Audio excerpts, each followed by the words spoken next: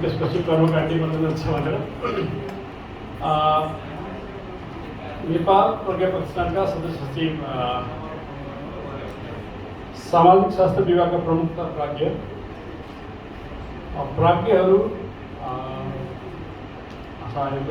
भयो। त्यसपछि यहाँ उपस्थित विद्वानजन, यो सङ्गोष्ठी महत्त्वपूर्ण आयोजना गर्नुभएको आयोजकलाई धन्यवाद।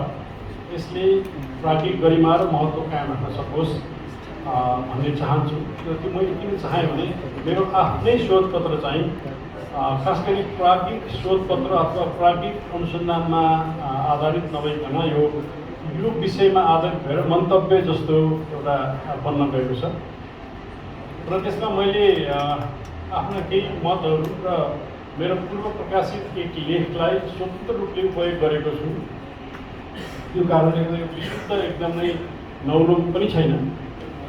म मेरो भनाइ, हामीले हिजो मात्रै गणतन्त्र दिवस मनायौँ र त्यसै कारण म मेरो भनाइ गणतन्त्र दिवसको शुभकामना व्यक्त गर्न चाहन्छु।